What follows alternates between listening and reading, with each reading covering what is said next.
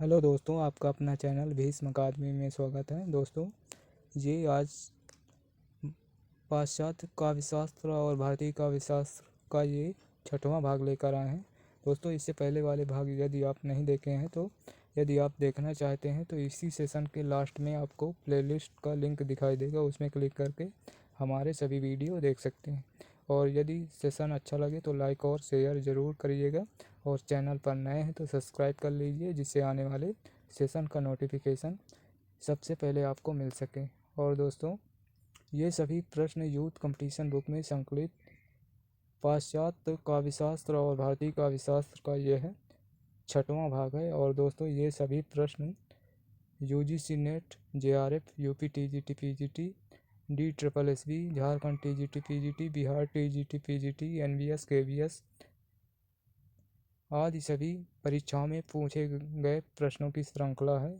दोस्तों, यदि आप हिंदी अध्यापक या भारत के किसी भी राज्य से संबंधित जिसमें हिंदी साहित्य आता है, यदि आप तैयारी कर रहे हैं तो आज ही हमसे जुड़कर तैयारी शुरू कर सकते हैं। और दोस्तों, यदि सेशन अच्छा लगे तो लाइक और शेयर ज़रूर करें, और चैनल पर नए हैं तो सब्सक्राइब कर लें, जिससे आने वाले सेशन का नोटिफिकेशन सबसे पहले आपको मिल सके। और दोस्तों, यदि हमारे सभी वीडियो देखना चाहते हैं तो इसी सेशन के लास्ट में आपको प्लेलिस्ट का लिंक दिखाई देगा, उसमें क्लिक करके हमारे सभी वीडियो देख सकते हैं। तो चलिए देर न करते हुए आज के सेशन की शुरुआत करते हैं। प्रश्न है 201 शब्द शक्ति के संबंध में इनमें से कौन सा कथन सही नहीं है? तो इनमें से मम्मट ने शब्द शक्ति के लिए शक्ति तथा विश्वनाथ ने व्यापार शब्द का प्रयोग किया है, ये कथन सत्य नहीं है। इसका उत्तर विकल्प सी सही है। और चलिए अगला प्रश्न देखते हैं। प्रश्न है 202 चिक चिक करहीं दिग्गज डोल मही, गिर लोल सागर खर भरे, मन हरस सब गंधर्व सुरमुनि, नाग किन्नर दुख टरे, कट कटहीं मरकट विकट भर, बहु कोटि कोटिन धावहीं, जय राम प्रबल प्रताप कौशलनाथ गुण गुण गण गावहीं। उपर्युक्त पंक्तियों में इनमें से कौन सा काव्य गुण है? तो इनमें है ओज काव्य गुण, विकल्प भी सही है। और इसकी व्याख्या देखते हैं। चलिए, प्रश्नोक्त पंक्तियों में ओज नामक काव्य गुण है। ओज का शाब्दिक अर्थ है तेज प्रताप दीप। जिस काव्य में पढ़ने या सुनने से हृदय में उमंग उत्साह का संचार होता है, उसे ओज गुण प्रधान काव्य कहा जाता है। यह गुण मुख्य रूप से वीर, बीभत्स, रौद्र, भयानक रस में पाया जाता है। इस प्रकार के काव्य में कठोर संयुक्ताक्षर वाले वर्णों का प्रयोग होता है। प्रश्न है, काव्य के कितने प्रधान भेद होते हैं? तो काव्य के 2 प्रधान भेद होते हैं, विकल्प बी सही है। एक दृश्य काव्य, एक श्रव्य काव्य। चलिए इसकी व्याख्या देखते हैं। काव्य के 2 प्रधान भेद होते हैं, दृश्य काव्य, श्रव्य काव्य। दृश्य काव्य वो है जो अभिनय द्वारा दिखलाया जाए, जैसे नाटक, प्रहसन आदि जो पढ़ने और सुनने योग्य हो, श्रव्य काव्य कहलाता है। श्रव्य काव्य 2 प्रकार का होता है, गद्य पद।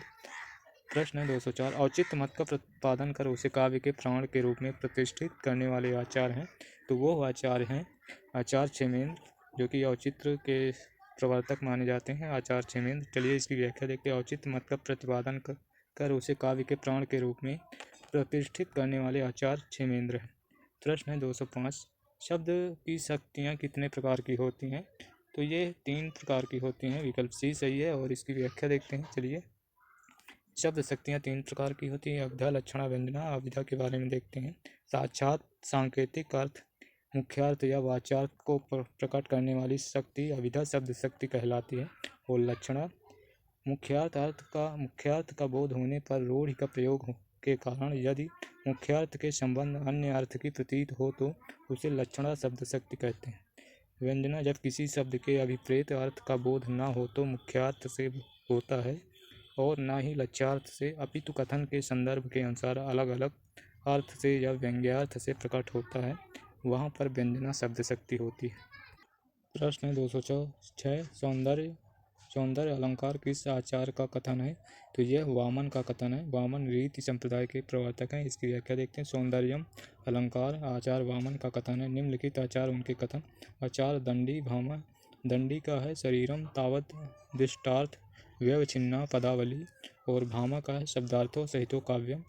अगला प्रश्न है 207 निम्न ग्रंथों में अरस्तु का ग्रंथ है, तो इनमें से अरस्तु का ग्रंथ है, विकल्प ए सही है। रिटोरिक विकल्प ए सही है। और इसकी व्याख्या देखते हैं। रिटोरिक अरस्तु का ग्रंथ है। इनके द्वारा रचित अन्य ग्रंथ पेरिपोइकेस, टेक्नेस, रिटोरिकेस, वसीयतनामा, ये सभी ग्रंथ पेरिप्सुप ये लोनजाइनस का है। इलियड का है होमर, इलियड ये होमर का है। और पेरिप्सुप ये लोनजाइनस का है। अगला प्रश्न है, निम्न में से विरेचन सिद्धांत पर विद्वानों ने किस व्याख्या पर विचार प्रस्तुत नहीं किया है? तो इनमें से राजनीतिक परक व्याख्या का विचार प्रस्तुत नहीं किया। इसका उत्तर विकल्प बी सही है। प्रश्न है 209, यूनान का सबसे पहला महाकवि है, तो यूनान का सबसे पहला महाकवि होमर है, विकल्प ए सही है। और इसकी व्याख्या देखते हैं। यूनान का सबसे पहला महाकवि होमर है। इनकी प्रमुख कृति है इलियड तथा ओडेसी। निम्नलिखित लेखक तथा उनके ग्रंथ प्लेटो के ग्रंथ हैं इयोन लॉज और अरस्तु का पेरिपोइकेस, ये सभी हैं। प्रश्न है 210, जहाँ पर प्रत्यय के द्वारा प्रस्तुत में कोई विशेष औचित्य संबंधी चमत्कार उत्पन्न हो जाता है, वहाँ पर किस रूप की पूर्वार्ध वक्रता होती है? तो इनमें से इसका उत्तर होता है प्रत्यय वक्रता, विकल्प डी सही है। और इसकी व्याख्या देखते हैं। जहाँ पर प्रत्यय के द्वारा प्रस्तुत में कोई विशेष औचित्य संबंधी चमत्कार उत्पन्न हो जाता है, वहाँ पर प्रत्यय वक्रता रूप की पूर्वार्ध वक्रता होती है। प्रश्न 211, वाक्यम रसात्मकम काव्यम किस आचार्य का कथन है? तो यह कथन है आचार्य विश्वनाथ का, विकल्प ए सही है। और इसकी व्याख्या देखते हैं। वाक्यम रसात्मकम काव्यम आचार्य विश्वनाथ का कथन है। इनके प्रमुख ग्रंथ साहित्य दर्पण है और प्रभावती परिणय जो नाटिका है, राघव विलास ये महाकाव्य है। निम्नलिखित आचार्य उनके कथन, तो आचार्य पंडित राज जगन्नाथ का कथन है रमणीयार्थ प्रतिपादका शब्दा काव्यम, ये पंडित जगन्नाथ का है। और कुंतक का है वक्रोक्ति काव्य जीवितम, ये कुंतक का है। आचार्य हेमचंद का अद्दोसौ सगुणों सालंकारो च शब्दार्थो काव्यम, ये आचार्य हेमचंद्र का है। अगला प्रश्न है 212, रिपब्लिक ग्रंथ के लेखक हैं, तो रिपब्लिक ग्रंथ के लेखक हैं प्लेटो, विकल्प बी सही है। और इसकी व्याख्या देखते हैं। वक्रोक्ति जीवितम के लेखक आचार्य कुंतक हैं। शेष निम्नवत हैं। लेखक और रचनाकार आचार्य भामक है। काव्यालंकार आचार्य वामन का रचना है। काव्यालंकार सूत्र आचार्य मम्मट का है। काव्य प्रकाश। प्रश्न है 214, उत्पत्तिवाद निम्नलिखित में से किसका मत है? तो उत्पत्तिवाद ये भट्ट लोलट का मत है, विकल्प सी सही है। और इसकी व्याख्या देखते हैं। उत्पत्तिवाद भट्ट लोलट का मत है। उत्पत्तिवाद को आरोपवाद भी कहा जाता है। नाट्यशास्त्र के प्रणेता भरत मुनि तथा अभिनव गुप्त ने ध्वन्यालोक लोचन नाम से टीका लिखा। और प्रश्न है 215, कंकन किंकिनी नुपुर धुनि सुनि कहत लखन सन राम हृदय गुनि, मानहु मदन दुदुम्बी दीनी और मनसा विश्व विजय कह कीनी, ये पंक्तियाँ किस गुण का उदाहरण है? तो यह पंक्तियाँ माधुर्य गुण का उदाहरण है, विकल्प सी सही है। और इसकी व्याख्या देख लेते हैं। प्रश्नगत काव्य पंक्तियों माधुर्य गुण का उदाहरण है। किसी काव्य को पढ़ने या सुनने से हृदय में जहाँ माधुर्यता का संचार होता है वहाँ माधुर्य गुण होता है। और माधुर्य गुण में चित्र की द्रुत अवस्था उपनागरिका वृत्ति होती है। ये वैदर्भी रीति से युक्त होती है। इसमें श्रृंगार करुण शांत रसों की योजना होती है। प्रश्न है 216, ऐसे उल्लुओं को तो बृहस्पति भी नहीं समझ सकते, ये कौन सी शब्द शक्ति है? तो ये शब्द शक्ति है लक्षणा, विकल्प ए सही है। और इसकी व्याख्या देखते हैं। ऐसे लोगों को तो बृहस्पति भी नहीं समझ सकते। इस पंक्ति में लक्षणा शब्द शक्ति काम कर रही है। जहाँ मुख्यार्थ या वाचार्थ में बाधा हो और रूढ़ियाँ लक्षणों के सहारे उससे संबंधित अर्थ की प्राप्त की जाए, वहाँ लक्षणा शब्द शक्ति होती है। प्रश्न है 217, भाषा शैली की दृष्टि से श्रव्य काव्य के 3 भेद किए जाते हैं। इस दृष्टि से निम्नलिखित विकल्पों में से कौन सा एक श्रव्य काव्य का भेद नहीं है? तो इनमें से महाकाव्य ये श्रव्य काव्य का भेद नहीं है। इसका उत्तर विकल्प डी सही है। और इसकी व्याख्या देखते हैं। महाकाव्य भाषा शैली की दृष्टि से श्रव्य काव्य नहीं है। भाषा शैली की दृष्टि से श्रव्य काव्य के 3 भेद होते हैं, जो इस प्रकार है पद्य काव्य, गद्य काव्य, चंपू काव्य। और अगला प्रश्न है 218, ईश्वर मर गया ये घोषणा किसने की? तो ईश्वर मर गया ये घोषणा नीत्शे ने की है, विकल्प डी सही है। दिए गए विकल्पों में ईश्वर मर गया ये घोषणा नीत्शे ने की है। नीत्शे के दर्शन के केंद्र में ईश्वर नहीं मानव है। नीत्शे का मानना है कि ईश्वरीय गुणों से अभिभूषित होने की चाह रखने की बजाय श्रेष्ठ मनुष्य बनना अधिक श्रेयस्कर और लोक कल्याणकारी है। प्रश्न है 219, यूनानी विद्वान हेरोडाटस ने इतिहास के 4 लक्षण निर्धारित किए थे। निम्नलिखित में से कौन सा लक्षण उनमें से एक नहीं है? तो इनमें से यह आदर्शमूलक विधा है, ये लक्षण नहीं है, विकल्प सी सही है। और चलिए अगला प्रश्न देखते हैं दोस्तों, इसकी व्याख्या भी देख लेते हैं। आदर्शमूलक विधा है यूनानी विद्वान हेरोडाटस द्वारा निर्धारित इतिहास के 4 लक्षणों में ये शामिल नहीं है। उक्त तीनों विकल्प हैं, यह मानव जाति से संबंधित होने के कारण मानवीय की है। अगला है यह तर्क संगत विधा है, अर्थात इसमें तथ्य और निष्कर्ष प्रमाण पर आधारित होते हैं। अगला इतिहास वैज्ञानिक विधा है, अतः इसकी पद्धति आलोचनात्मक होती है। और हेरोडाटस ने इतिहास के 4 लक्षणों में शामिल किया। प्रश्न है माधुर गुण के संबंध में कौन सा कथन सही नहीं है? तो माधुर गुण के संबंध में इसमें टा वर्ग के व्यंजन रहते हैं, ये सही नहीं है। इसका उत्तर विकल्प डी सही है। और इसकी व्याख्या देखते हैं। इसमें टा वर्ग के व्यंजन रहते हैं, ये कथन माधुर गुण के संबंध में सही नहीं है। शेष इसमें संयुक्ताक्षर का प्रायः अभाव होता है, समास का अभाव होता है तथा इसमें हृदय द्रुति उत्पन्न होती है। माधुर गुण के संबंध में सही कथन है। प्रश्न 221 ओज गुण का संबंध किस रस से है? तो ओज गुण का संबंध है रौद्र रस से, विकल्प ए सही है। और इसकी व्याख्या देखते हैं। ओज गुण का संबंध रौद्र रस से है, जबकि श्रृंगार करुण शांत माधुर गुण के अंतर्गत आते हैं। प्रश्न है 222 निम्नलिखित में से कौन सा अर्थ दोष के अंतर्गत आता है? तो इनमें से अर्थ दोष के अंतर्गत कष्टार्थत्व आता है, विकल्प ए सही है। और इसकी व्याख्या देखते हैं। कष्टार्थत्व अर्थ दोष के अंतर्गत आता है, जबकि न्यून पदत्व अधिक पदत्व दोष तथा अप्रयुक्तत्व दोष शब्द दोष के अंतर्गत आते हैं। प्रश्न 223 मम्मट के काव्य प्रयोजन में कौन सा शामिल नहीं है? तो मम्मट के काव्य प्रयोजन में लोकातीत आनंद ये शामिल नहीं है, विकल्प डी सही है। और इसकी व्याख्या देखते हैं। चलिए मम्मट के काव्य प्रयोजन में लोकातीत शामिल नहीं है। मम्मट के अनुसार काव्य प्रयोजन में निम्नलिखित बातें शामिल हैं। यश प्राप्ति नंबर 1, यश प्राप्ति नंबर 2, वित्तीय लाभ नंबर 3, लोक व्यवहार नंबर 4, शिवेतर यानी कि अकल्याणकारी क्षत्रिय और 5वां है संघ पर निवृत्ति यानी कि अलौकिक परमानंद की प्राप्ति। 6वां है कांता सम्मित उपदेश। संबंधित सूत्र इस प्रकार है काव्यम यसे अर्थकृते व्यवहार विदे शिवेतर रक्षते और संघा पर निवृत्तये कांता सम्मितयो उपदेश युजे। तो अगला प्रश्न है 224 प्रयोजनवती लक्षणा के दो भेद हैं। प्रयोजनवती लक्षणा के दो भेद हैं, गौड़ी और शुद्धा। इसका उत्तर विकल्प ए सही है। और इसकी व्याख्या देखते हैं। प्रयोजनवती लक्षणा के भेद गौड़ी और शुद्धा है। प्रयोजनवती लक्षणा में किसी विशेष प्रयोजन की सिद्धि के लिए लक्षणा की जाती है, जैसे बहुत सी तलवारें मैदान पर आ गईं। इस वाक्य में हम तलवार का अर्थ तलवार ही करके रह जाते हैं तो अर्थ में बाधा पड़ती है, अतः जिस लक्षणा द्वारा ये अर्थ लिया जाता है वो प्रयोजनवती हुई। प्रश्न 225 प्रबंध काव्य में संगठन किसके द्वारा किया जाता है? तो प्रबंध काव्य में संगठन कथानक द्वारा किया जाता है। इसका उत्तर विकल्प डी सही है। और इसकी व्याख्या देखते हैं। प्रबंध काव्य में संगठन कथानक के द्वारा किया जाता है। प्रबंध काव्य सर्गबंध रचना है। ये सर्ग विभिन्न वृत्तांत वाले एवं विस्तृत होते हैं। इतिहास प्रसिद्ध अथवा किसी महात्मा सज्जन व्यक्ति के वास्तविक जीवन पर आश्रित उसका कथानक होता है। इसमें तो प्रमुख कथा काव्य के अंत तक क्रमबद्ध रूप में चलती है।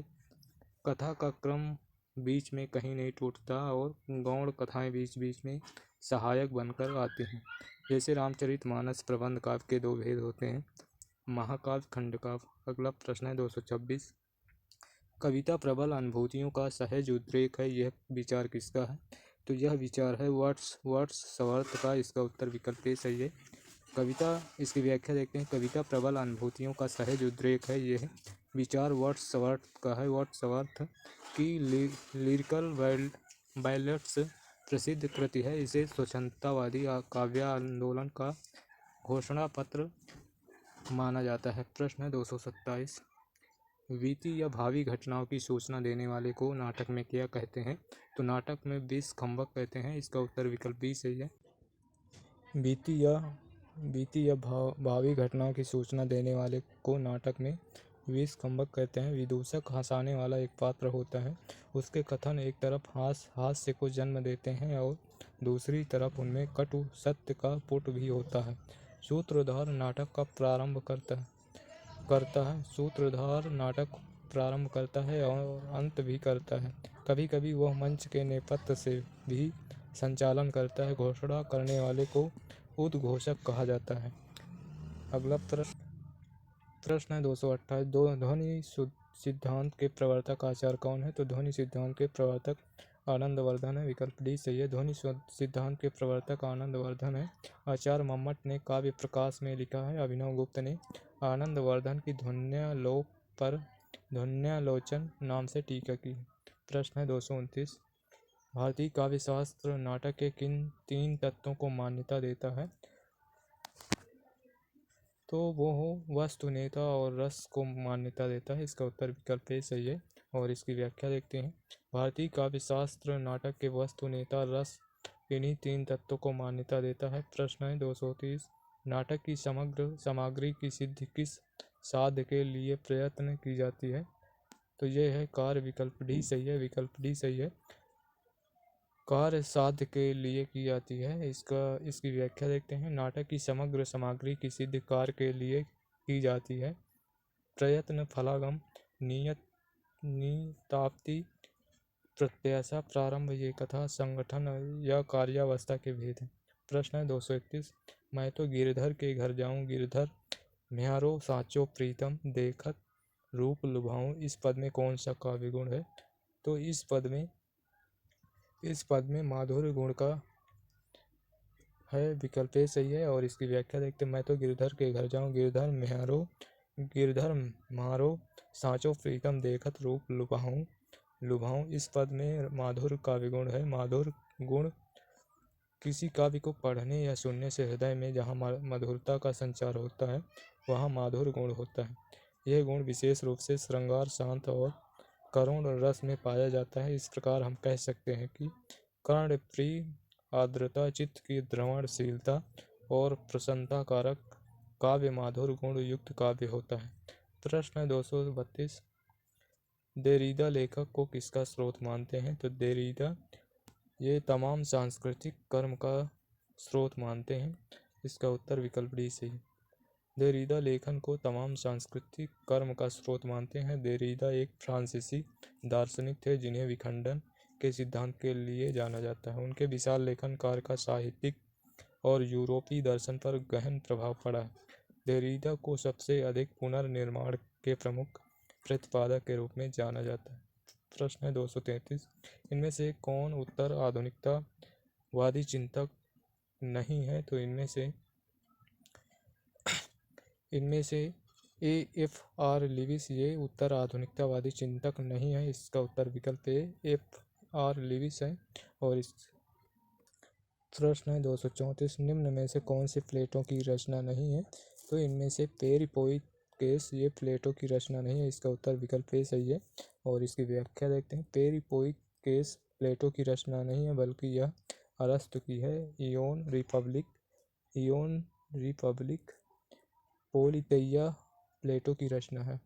प्रश्न 235। अरस्तु का काव्यलोचन ग्रंथ कौन सा है? तो अरस्तु का है पेरिपोइकेस।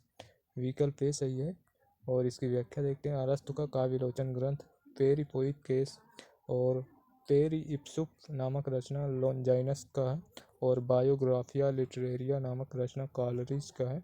और प्रश्न 236। ट्रेजेट्री का लेखक हमारे विवेक को नष्ट कर हमारी वासनाओं को जागृत करता है, उनका पोषण करता है। अतः काव्य का सत्य वास्तविक सत्य नहीं होता, ये कथन है। तो यह कथन है प्लेटो का। विकल्प सी सही है और इसकी व्याख्या देखते हैं। ट्रेजेडी यानी कि ट्रेजेडी का लेखक हमारे विवेक को नष्ट कर हमारी वासनाओं को जागृत करता है, उनका पोषण करता है। अतः काव्य का सत्य वास्तविक सत्य नहीं होता, ये कथन प्लेटो का। प्रश्न 237। अरस्तु के अनुकरण सिद्धांत में अनुकरण का आशय है। तो अनुकरण का आशय है पुनर्सर्जन। अनुकरण का आशय पुनर्सर्जन है और इसका उत्तर विकल्प बी सही है। अरस्तु के अनुकरण का सिद्धांत का अनुकरण का आशय है पुनः सर्जन। प्रश्न है 238, काव्य को प्रकृति की अनुकृति किसने माना है? तो यह माना है अरस्तु ने। विकल्प ए सही है। चलिए इसकी व्याख्या देखते हैं। काव्य को प्रकृति की अनुकृति अरस्तु ने माना है। इनकी रचना पेरिपोइटिकेस और प्लेटो की रचना है रिपब्लिक और इलियट की रचना है द सेक्रेड वुड। अगला प्रश्न 239, चित्रकार अथवा किसी अन्य कलाकार की ही तरह कभी भी अनुकरता है, ये कथन किसका है? तो यह कथन है अरस्तु का। विकल्प सी सही है। इसकी व्याख्या देखते हैं। चित्रकार अथवा किसी अन्य कलाकार की ही तरह कभी भी अनुकरता है, ये कथन अरस्तु का है। रिचर्ड्स अर्थमीमांसा सिद्धांत के प्रवर्तक हैं। प्लेटो की रचना सिम्पोसियोन है। एलियट की रचना लिरिकल वायलेट्स है। और 240 नंबर प्रश्न, निम्नलिखित दार्शनिकों में विचारों में कौन सा विचार असंगत है? तो इनमें से क्रोचे कविता सौंदर्य के माध्यम से तात्कालीन आनंदोद्रेक के लिए भावों को उद्वेलित करती है, ये विकल्प असंगत है। तो इसका उत्तर विकल्प सी सही है प्रश्न के अनुसार। इसकी व्याख्या देखते हैं। कविता सौंदर्य के माध्यम से ये असंगत है क्योंकि कथन में सौंदर्य को बाह्य वस्तु के रूप में प्रकट किया जा रहा है, जबकि क्रोचे सौंदर्य को आंतरिक वस्तु मानता है। अगला फैक्ट है, प्लेटो के अनुसार बौद्धिक आनंद को स्वीकार किया जाता है, ऐन्द्रिक को नहीं। अरस्तु के अनुसार प्राकृतिक परार्थ परमात्मा द्वारा उद्धृत है। लोंजाइनस के अनुसार साहित्य का संबंध तर्क नहीं, कल्पना द्वारा पाठक को अभिभूत करता है। क्रोचे के अनुसार कलाकार में सौंदर्य की उत्पत्ति होती है और भावक में सौंदर्य की पुनर्उत्पत्ति होती है, अर्थात स्रष्टा कलाकार सौंदर्य का भागी होता है। प्रश्न है 241, अरस्तु का अनुकरण सिद्धांत में किसकी उपेक्षा मिलती है? तो इसमें उपेक्षा मिलती है कवि की अंतस चेतना की। विकल्प बी सही है। और इसकी व्याख्या देखते हैं। अनुकरण सिद्धांत में कवि की अंतस चेतना की उपेक्षा मिलती है। प्रश्न है 242, आइए रिचर्ड्स की पुस्तक प्रैक्टिकल क्रिटिसिज्म में अर्थ का कौन सा प्रकार नहीं है? तो इसमें अर्थ का प्रकार कला नहीं है। विकल्प डी सही है। विकल्प डी सही है। आइए रिचर्ड्स की पुस्तक प्रैक्टिकल क्रिटिसिज्म में कला अर्थ का प्रकार नहीं है, वाच्यार्थ भाव अभिप्राय अर्थ के प्रकार हैं। प्रश्न है 243, टी.एस. एलियट ने अवैयक्तिक काव्य सिद्धांत का प्रतिपादन अपने कौन से निबंध में किया है? तो इन्होंने अपने निबंध में ट्रेडिशन एंड इंडिविजुअल टैलेंट, इसका उत्तर विकल्प ए सही है। ट्रेडिशन एंड इंडिविजुअल टैलेंट विकल्प ए सही है, इसमें किया है। इसकी व्याख्या देखते हैं। टी.एस. एलियट ने अवैयक्तिक काव्य सिद्धांत का प्रतिपादन अपने निबंध ट्रेडिशन एंड इंडिविजुअल टैलेंट निबंध में किया है। शेष एलियट की ही रचनाएं हैं। प्रश्न है 244, टी.एस. एलियट ने काव्य में कवि व्यक्तित्व के स्थान पर स्थापित किया है। तो इन्होंने परंपरा और इतिहास बोध को स्थापित किया है। विकल्प ए सही है। इसकी व्याख्या देखते हैं। टी.एस. एलियट ने काव्य में कवि व्यक्तित्व के स्थान पर परंपरा और इतिहास बोध को स्थापित किया है। प्रश्न है 245, वर्ड्सवर्थ ने काव्य का प्रतिपादन माना है। तो काव्य का प्रतिपादन जनसाधारण का जीवन और प्रकृति को माना है। इसका उत्तर विकल्प ए सही है। वर्ड्सवर्थ ने काव्य का प्रतिपादन जनसाधारण का जीवन और प्रकृति को माना है। और अगला प्रश्न है 246, कल्पना मानव मस्तिष्क की बिंब विधायनी शक्ति है, ये कथन किसका है? तो यह कथन है कॉलरिज का। विकल्प डी सही है। इसकी व्याख्या देखते हैं। कल्पना मानव मस्तिष्क की बिंब विधायनी शक्ति है, ये कथन कॉलरिज का है। अन्य कथन देखते हैं। कला निर्माण में प्रतिभा को मूल कारण माना है, ये क्रोचे के अनुसार। काव्य श्रेष्ठ मनोरंजन है, यह इलियट के अनुसार। कविता प्रबल भावों का सहज उच्छलन है, ये वर्ड्सवर्थ के अनुसार। और अगला प्रश्न है 247, क्रोचे की अभिव्यंजना के 4 स्तंभों में कौन सा स्तर असंगत है? तो इनमें से विचार असंगत है। विकल्प ए सही है। और इसकी व्याख्या देखते हैं। क्रोचे के अभिव्यंजना के 4 स्तंभों में विचार स्तर असंगत है। अंतः संस्कार व अभिव्यंजना अनुसांगिक आनंद अभिव्यक्ति क्रोचे के अभिव्यंजना के 4 स्तंभ हैं। प्रश्न है 248। लॉन्जाइनस के अनुसार इनमें से कौन सा शैलीगत दोष नहीं है? तो इनमें से शैलीगत दोष इनमें से विपर्या नहीं है। विपर्या विकल्प डी सही है। और इसकी व्याख्या लॉन्जाइनस के अनुसार विपर्या शैलीगत दोष नहीं है। लॉन्जाइनस ने काव्य को श्रेष्ठ बनाने वाले तत्वों पर विचार करते हुए उदात्त सिद्धांत का प्रतिपादन किया है। वे उदात्त को काव्य को श्रेष्ठ मानने वाला तथा कवि को प्रतिष्ठा दिलाने वाला तत्व मानते हैं। इनकी कृति है काव्य में उदात्त तत्व। और प्रश्न है 249। मार्क्सवादी चिंतन की परंपरा में कौन सा समीक्षक नहीं है? तो इनमें से ये लॉरेंस समीक्षक नहीं है। विकल्प डी सही। ये मार्क्सवादी चिंतन की परंपरा में समीक्षक लॉरेंस नहीं है। इसका उत्तर विकल्प डी। इसकी व्याख्या देखते हैं। लॉरेंस मार्क्सवादी चिंतन की परंपरा समीक्षक नहीं है, जबकि लेनिन, गोर्की, कॉर्डवेल मार्क्सवादी चिंतन की परंपरा के समीक्षक माने जाते हैं। कार्ल मार्क्स की साम्यवादी विचारधारा ही मार्क्सवादी विचारधारा कहलाती है। अगला प्रश्न है संरचनावाद का जनक माना जाता है? तो संरचनावाद का जनक माना जाता है सस्यूर। विकल्प बी सही है। और इसकी व्याख्या देखते हैं। संरचनावाद का जनक सस्यूर को माना जाता है। सस्यूर स्वीडन के प्रसिद्ध भाषाविद थे। संरचनावाद मानव विज्ञान की एक ऐसी पद्धति है जो संकेत विज्ञान यानी कि संकेतों की एक प्रणाली और सहजता से परस्पर संबंध भागों की एक पद्धति के अनुसार तथ्यों का विश्लेषण करने का प्रयास करती है। प्रश्न है 251। भारतीय काव्यशास्त्र में अनुकरण शब्द का सर्वप्रथम प्रयोग मिलता है? तो भारतीय काव्यशास्त्र में अनुकरण शब्द का प्रयोग नाट्यशास्त्र जो कि भरत मुनि का है। विकल्प बी सही है। और इसकी व्याख्या देखते हैं। भारतीय काव्यशास्त्र में अनुकरण शब्द का सर्वप्रथम प्रयोग नाट्यशास्त्र में मिलता है। इसकी रचना भरत मुनि ने की है। नाट्यशास्त्र को पंचम वेद भी कहा जाता है। इस ग्रंथ के षष्ठ और सप्तम अध्याय में रस तथा भाव का वर्णन है। भरत मुनि ने रसों की संख्या 8 मानी। प्रश्न है 252। गुरु शिष्य परंपरा का सही अनुक्रम छांटिए? तो इनमें गुरु शिष्य परंपरा का सही अनुक्रम प्लेटो के शिष्य अरस्तु हैं। और तो इसका उत्तर विकल्प ए सही है। विकल्प ए सही है। चलिए इसकी व्याख्या देखते हैं। गुरु शिष्य परंपरा का सही अनुक्रम प्लेटो, अरस्तु, सिकंदर है। और अर्थात प्लेटो अरस्तु के गुरु थे तथा अरस्तु सिकंदर के गुरु थे। प्रश्न 253। रुय्यक किस ग्रंथ के रचयिता हैं? तो रुय्यक ये अलंकार सर्वस्व के रचयिता हैं। विकल्प बी सही है। और इसकी व्याख्या रुय्यक अलंकार सर्वस्व के रचयिता हैं।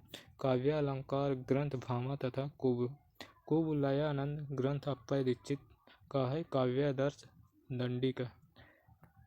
प्रश्न है ध्वनि के त्रिविध प्रकार निम्न में से कौन है? तो ध्वनि के त्रिविध प्रकार हैं वस्तु, अलंकार, रस। विकल्प ए सही है। और इसकी व्याख्या देखते हैं। ध्वनि के त्रिविध प्रकार वस्तु, अलंकार, रस हैं। ध्वनि वर्ग का वर्गीकरण आनंदवर्धन द्वारा आनंदवर्धन ने ध्वन्यालोक नामक ग्रंथ की रचना की है। प्रश्न है 255। भारतीय काव्यशास्त्र का प्राचीनतम ग्रंथ है नाट्यशास्त्र है। विकल्प ए सही है। और अगला प्रश्न देखते हैं। प्रश्न है 256। काव्य आत्मा की संकल्पनात्मक अनुभूति है जिसका संबंध विश्लेषण, विकल्प या विज्ञान में नहीं है। वो एक श्रेयमयी रचनात्मक ज्ञानधारा है। यह कथन किसका है? तो यह कथन है जयशंकर प्रसाद का। विकल्प बी सही है। और चलिए अगला प्रश्न देखते हैं। प्रश्न है 257। ध्वन्यालोक ग्रंथ के रचयिता है? तो ये आनंदवर्धन का है। विकल्प बी सही है। और इसकी व्याख्या देखते हैं। ध्वन्यालोक के रचयिता आनंदवर्धन है। आनंदवर्धन ने काव्य शास्त्र में ध्वनि संप्रदाय का प्रवर्तन किया है। वामन काव्यालंकार सूत्र नामक ग्रंथ की रचना की। इसमें सूत्रों की संख्या 319 है। ये ग्रंथ 5 परिच्छेदों में विभक्त है। भामा ने काव्यालंकार नामक ग्रंथ की रचना की है। पंडित राज जगन्नाथ रस गंगाधर नामक प्रौढ़ ग्रंथ की रचना की है। प्रश्न है 258। निम्न में से कौन सा वक्रोक्ति का भेद नहीं है? तो इनमें से वक्रोक्ति का भेद शब्द वक्रता नहीं है, विकल्प डी सही है। इसकी व्याख्या देखते हैं। शब्द वक्रता वक्रोक्ति का भेद नहीं है। वर्ण विन्यास वक्रता, पद पूर्वाध वक्रता, पद परार्ध वक्रता, प्रकरण वक्रता, वाक्य वक्रता, प्रबंध वक्रता वक्रोक्ति का भेद है। प्रश्न है 259। मैं जानता हूँ कि तुम्हारे द्वारा बोला गया प्रत्येक शब्द गलत है, फिर भी तुम्हारे बोलने के अधिकार की रक्षा के लिए मैं अपने प्राण त्याग दूंगा। ये कथन किसका है? तो यह कथन है वाल्तेयर का विकल्प बी सही है। चलिए इसकी व्याख्या देखते हैं। मैं जानता हूँ कि तुम्हारे द्वारा बोला गया प्रत्येक शब्द गलत है, फिर भी तुम्हारे बोलने के अधिकार की रक्षा के लिए मैं अपने प्राण त्याग दूंगा। ये कथन वाल्तेयर का। प्रश्न है 260। मौलिक रूप से व्यंजना कितने प्रकार की होती है? तो मौलिक रूप से व्यंजना 3 प्रकार की होती है, विकल्प सी सही है। इसकी व्याख्या देखते हैं। व्यंजना 3 प्रकार की होती है, तो चलिए देखते हैं। मौलिक व्यंजना से व्यंजन 3 प्रकार के होते हैं। व्यंजना शब्द के जिस व्यापार से मुख्य और लक्ष्य अर्थ से भिन्न अर्थ की प्रतीति होती है उसे व्यंजना कहते हैं। इसके प्रकार अविधा मूला शाब्दी व्यंजना और लक्षणा मूला शाब्दी व्यंजना और आर्थी व्यंजना, ये 3 है। प्रश्न है 261। लिए स्वर्ण आरती भक्तजन करते हैं शंख ध्वनि झंकार, इनमें से कौन सा काव्य दोष है? तो इनमें से अयथार्थ काव्य दोष है, विकल्प सी सही है। अयथार्थ काव्य दोष है, विकल्प सी सही। इसमें अयथार्थ काव्य दोष है, विकल्प सी सही है। प्रश्न है 262। भरत मुनि के अनुसार काव्य दोषों की संख्या कितनी है? तो भरत मुनि के अनुसार काव्य दोषों की संख्या 10 है, विकल्प डी सही। इसकी व्याख्या देखते हैं। भरत मुनि ने काव्य के 10 गुण तथा 10 दोष बताए हैं। भरत मुनि को संस्कृत काव्य शास्त्र का प्रथम आचार्य माना जाता है। इनका समय दूसरी शती है। इन्होंने नाट्य शास्त्र नामक ग्रंथ की रचना की है। इसे पंचम वेद भी कहा जाता है। इसी ग्रंथ में 10 गुण 10 दोष 4 अलंकार, जिनमें से यमक उपमा रूपक दीपक माना गया। प्रश्न है 263। निम्नलिखित में से कौन सा अभिनय का भेद नहीं है? तो इनमें से अभिनय का भेद भारतीय नहीं है, विकल्प ए सही है। इसकी व्याख्या देखते हैं। भारतीय अभिनय का भेद नहीं है, बल्कि यह नाट्य वृत्ति है। नाट्य शास्त्र में मूलतः 4 नाट्य वृत्तियाँ हैं, भारतीय, सत्वती, कौशिकी और आरभटी। अभिनय के मूल 4 प्रकार माने जाते हैं। आंगिक, नंबर 1 आंगिक या कायिक, और दूसरा सात्विक, तीसरा है वाचिक, चौथा है वाचिक। और अगला प्रश्न है लक्षणा को कहा जाता है? तो लक्षणा को कहा जाता है शब्द शक्ति है, विकल्प ए सही है। लक्षणा को शब्द शक्ति कहा जाता है। शब्द शक्तियाँ 3 प्रकार की होती हैं, अविधा लक्षणा व्यंजना, जो कि इस प्रकार है। तो शब्द शक्ति देखते हैं। अविधा लक्षणा व्यंजना। अविधा 3 प्रकार के रूढ़ शब्द, यौगिक शब्द, योग रूढ़ शब्द, लक्षणा रूढ़ा लक्षणा, प्रयोजनवती लक्षणा इत्यादि। प्रश्न है 265। नाटक में पर्दे के पीछे से दी जाने वाली सूचना कहलाती है? तो नाटक में पर्दे के पीछे से दी जाने वाली चूलिका कहते हैं, विकल्प बी सही है। और चलिए अगला प्रश्न देखते हैं। प्रश्न है 266। प्रयोजनवती लक्षणा का भेद नहीं है, तो इनमें से रूढ़ा ये प्रयोजनवती लक्षणा का भेद नहीं है, रूढ़ा, विकल्प बी सही है। इसकी व्याख्या देखते हैं। रूढ़ा प्रयोजनवती लक्षणा का भेद नहीं है, अपितु यह लक्षणा का भेद है। शुद्धा, सरोपा, सारोपा, गौंडी प्रयोजनवती लक्षणा के भेद है। लक्षणा के 2 भेद हैं, प्रयोजनवती, रूढ़ा। प्रश्न है 267। व्याकरण विरुद्ध प्रयोग किस दोष के अंतर्गत आते हैं? तो ये आते हैं च्युत संस्कारत्व, विकल्प सी सही है, विकल्प सी सही है। व्याकरण विरुद्ध प्रयोग च्युत संस्कारत्व दोष के अंतर्गत आते हैं। जब किसी काव्य में लयबद्धता लाने के लिए व्याकरण संबंधित त्रुटियों की उपेक्षा कर दी जाती है, तो वहाँ च्युत संस्कृति दोष आ जाता है। इस निराशा को छोड़ो, आशा से लो काम। यहाँ निराशता शब्द व्याकरण की दृष्टि से त्रुटिपूर्ण है, इसका शुद्ध रूप निराशा है। प्रश्न है 268। प्रयोजनवती लक्षण के भेद हैं? तो प्रयोजनवती लक्षण के भेद गौंडी, शुद्धा, विकल्प बी सही है। और चलिए अगला प्रश्न देखते हैं। प्रश्न है 269। काव्य का सर्वस्व कहा गया है? तो काव्य का सर्वस्व कहा गया है अलंकार को, विकल्प बी सही है। इसकी व्याख्या देखते हैं। काव्य का सर्वस्व अलंकार को कहा गया। अलंकार संप्रदाय के प्रतिष्ठापक आचार्य भामा है, इनके ग्रंथ का नाम काव्य अलंकार है। संप्रदाय आचार ध्वनि के आनंदवर्धन, वक्रोक्ति के कुंतक, रीत के वामन है। और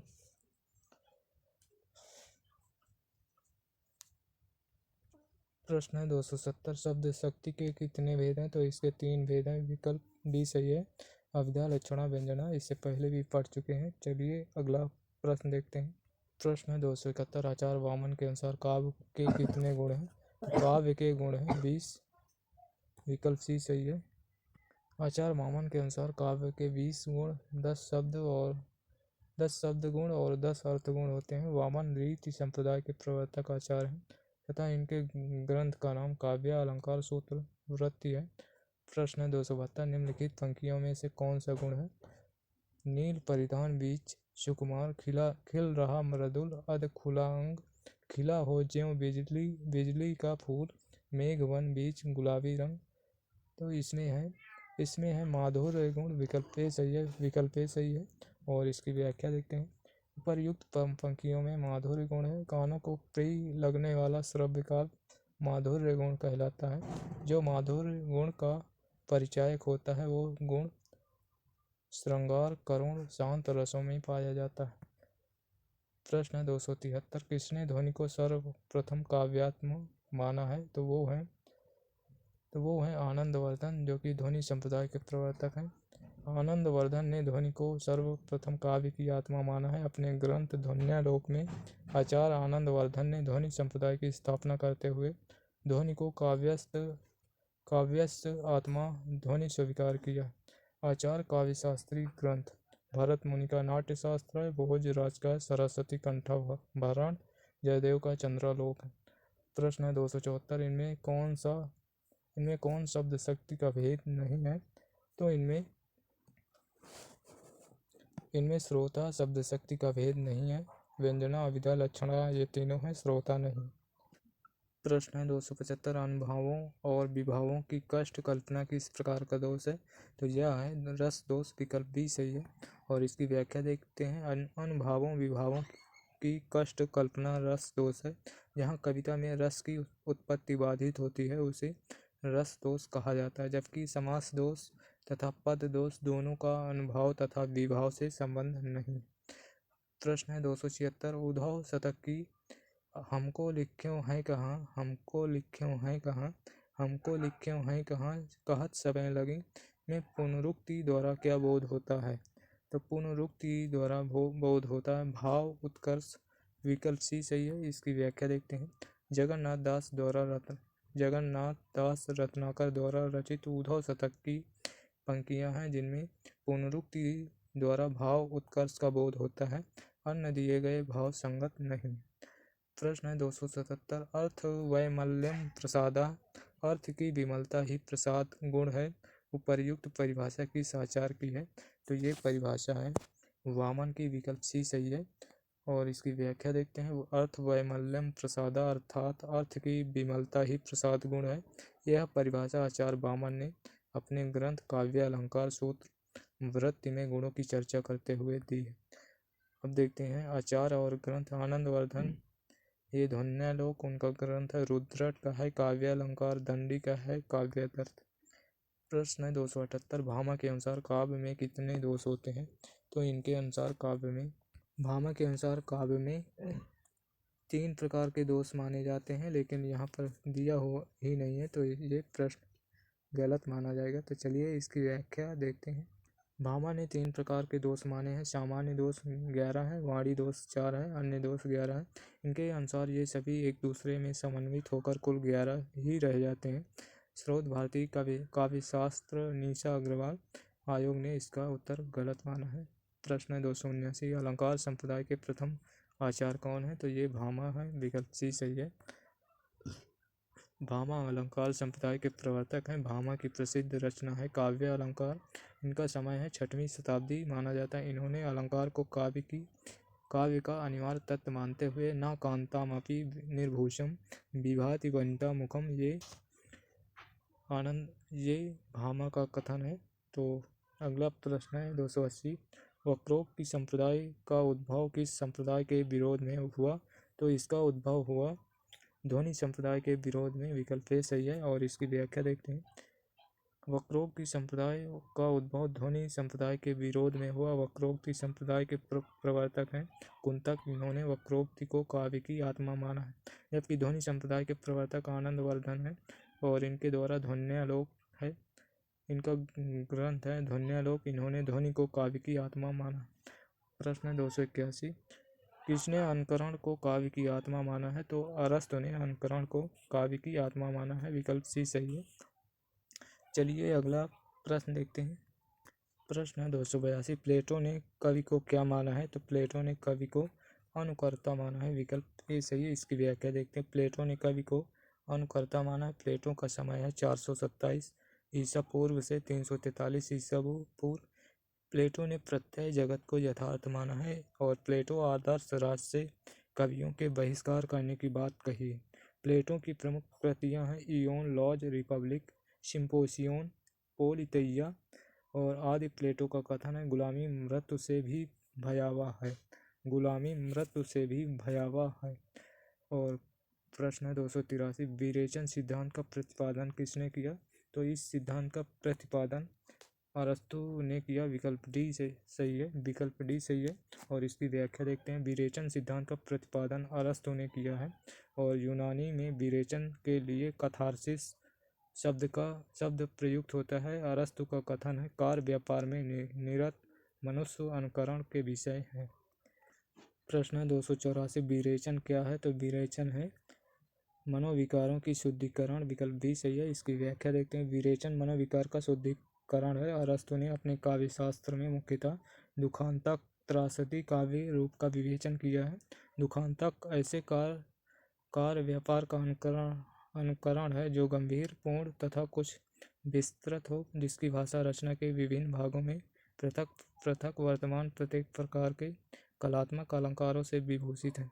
कार्य व्यापार के रूप में हो, आख्यान रूप में नहीं, जो करुणा और भय का उद्बुद्ध कर इन भावों का उचित विवेचन। प्रश्न 285, अभिव्यंजनावाद के प्रवर्तक क्रोचे हैं। विकल्प सी सही है। इसकी व्याख्या देखते हैं। अभिव्यंजनावाद के प्रवर्तक क्रोचे हैं। इन्होंने एस्थेटिक नामक ग्रंथ इतालवी भाषा में लिखा है। यह ग्रंथ दो भागों में, प्रथम भाग में सौंदर्य शास्त्र का सैद्धांतिक विवेचन है, द्वितीय भाग में सौंदर्य शास्त्र का इतिहास है। प्रश्न 286, क्रोचे कैसे दार्शनिक हैं? तो क्रोचे आत्मवादी दार्शनिक है। विकल्प ए सही है। और इसकी व्याख्या देखते हैं। क्रोचे आत्मवादी दार्शनिक हैं। इनके सौंदर्य विवेचन का आधार आत्मवाद है। इनकी मान्यताएं हैं। पहला है अंतः प्रज्ञा और अभिव्यंजना में अभेद। दूसरा है अभिव्यंजना आत्मिक कला है। तीसरा प्रत्येक अंतः प्रज्ञा कला है। चौथा है कला सृष्टि केवल आंतरिक है। पांचवा कला रूप में है, वस्तु में नहीं। छठवां है कला अखंड है। सातवां है सौंदर्य आंतरिक तत्व है। आठवां है कला अंतः प्रज्ञा और अभिव्यंजना में अभेद संबंध है। नौवां है कला वैयक्तिक है। 10वां है कला कला के लिए है, उसका कोई प्रयोजन नहीं होता। प्रश्न है 287, अभिव्यंजनावाद किस सौंदर्य शास्त्र का महत्वपूर्ण कलात्मक पक्ष है? तो यह है यूरोपीय सौंदर्य शास्त्र का महत्वपूर्ण कलात्मक पक्ष है। विकल्प ए सही है। अभिव्यंजनावाद यूरोपीय सौंदर्य शास्त्र का महत्वपूर्ण कलात्मक पक्ष है। अभिव्यंजनावाद के प्रवर्तक क्रोचे हैं। क्रोचे की प्रसिद्ध ग्रंथ है एस्थेटिका। प्रश्न है 288, काव्य रचना में उदात्त तत्व को प्रमुख किसने माना है? तो उदात्त तत्व को प्रमुख माना है लॉन्जाइनस ने। विकल्प सी सही है। और इसकी व्याख्या देखते हैं। काव्य रचना में उदात्त तत्व को लॉन्जाइनस ने प्रमुख तत्व माना है। लॉन्जाइनस उदात्त को काव्य को श्रेष्ठ बनाने वाला तथा कवि को प्रतिष्ठा दिलाने वाला तत्व माना है। प्रश्न, निर्वैयक्तिकता का सिद्धांत किससे संबंधित है? तो यह सिद्धांत इलियट से संबंधित है। विकल्प बी सही है। इसकी व्याख्या, निर्वैयक्तिकता का सिद्धांत टी.एस. इलियट से संबंधित है। टी.एस. इलियट ने tradition and the individual talent शीर्षक निबंध के उत्तरार्ध में निर्वैयक्तिकता पर विचार किया। इलियट 20वीं शताब्दी के अंग्रेजी के सर्वश्रेष्ठ कवि और आलोचक थे। इनका जन्म सेंट लुई, अमेरिका में 1888 ईस्वी में हुआ था। इनकी प्रमुख रचनाएं हैं द सेक्रेड वुड और इसके अलावा ऑन पोएट्री एंड पोएट्स आदि हैं। प्रश्न 290, काव्य शास्त्रीय आचार्यों का काल क्रमानुसार सही अनुक्रम है? तो चलिए देखते हैं। वामन का है 8वीं शताब्दी और आनंदवर्धन का है 9वीं और अभिनव गुप्त का समय है 10वीं शताब्दी। मम्मट का है 11वीं। तो इसका उत्तर विकल्प डी सही है, विकल्प डी सही है। अगला प्रश्न देखते हैं। प्रश्न है 291। नीत्शे का संबंध किस विचारधारा से है? तो इसका संबंध अस्तित्ववाद से है, विकल्प डी सही है। इसकी व्याख्या देखते हैं। नीत्शे का संबंध अस्तित्ववाद विचारधारा से है। ये जर्मनी के दार्शनिक थे। इनका पूरा नाम फ्रेडरिक नीत्शे था। मनोविश्लेषणवाद के प्रवर्तक फ्राइड को माना जाता है। मार्क्सवाद के प्रवर्तक कार्ल मार्क्स को माना जाता है। प्रश्न है 292। निम्नलिखित ग्रंथ का सही कालक्रम है? तो चलिए देखते हैं इनका सही कालक्रम। एस्थेटिक ये क्रोचे का है। इसका कालक्रम है 1902 और लिटरेरिया बायोग्राफिया ये है कॉलरिज का। इसका कालक्रम है 1817 और दी सैक्रेड वुड ये है टी.एस. इलियट की। इसका काल है 1920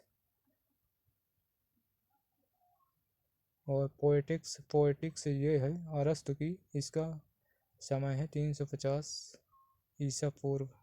तो सबसे पहले पोएटिक्स आएगा, पोएटिक्स और फिर लिटरेरिया बायोग्राफिया, फिर एस्थेटिक, फिर यानी कि इसका उत्तर विकल्प बी सही है, विकल्प बी सही है। और अगला प्रश्न देखते हैं। प्रश्न 293। अरस्तु के विरेचन पद की व्याख्या विद्वानों ने किन अर्थों में की है? तो विद्वानों ने धर्मपरक और कलापरक यानी कि कूट एसी, यानी कि इसका विकल्प ए सही है, विकल्प ए सही है। और इसकी व्याख्या भी देख लेते हैं। दिए गए प्रश्नगत विकल्प में ए और सी दोनों सही है। अरस्तु के विरेचन पद की व्याख्या विद्वानों ने धर्मपरक तथा कलापरक अर्थों में की है। अरस्तु का जन्म मकदूनिया के इस्तिगिरा नामक नगर में हुआ। अरस्तु के गुरु का नाम प्लेटो था। अरस्तु अनुकरण एवं विरेचन सिद्धांत के प्रवर्तक थे। प्रश्न 294। कवि के भार को बहुत बड़ा बताते हुए किस आचार्य ने कहा कि ऐसा न कोई शब्द है, न अर्थ है, न न्याय है, न कला है जो काव्य का अंग न बन सके? तो यह है भामा का, विकल्प भी सही है। और चलिए अगला प्रश्न देखते हैं। प्रश्न 295। आनंदवर्धन ने किस काव्य को ध्वनि कहा है? तो आनंदवर्धन ने जहाँ शब्द और अर्थ दोनों अपने अर्थ का उत्सर्जन कर व्यंग्यार्थ को अभिव्यक्त करें, तो इसका उत्तर विकल्प सी सही है, विकल्प सी सही है। चलिए अगला प्रश्न देखते हैं। प्रश्न है निम्नलिखित विचारधाराओं को उनसे संबंध लेखकों से सुमेलित कीजिए। सूची 1 को सूची 2 से। विचारधारा है लेखक मार्क्सवाद के हैं एंगल्स और अस्तित्ववाद के हैं कॉफका और मनोविश्लेषणवाद ये युंग। उत्तर आधुनिकता ये रोला बार्थ।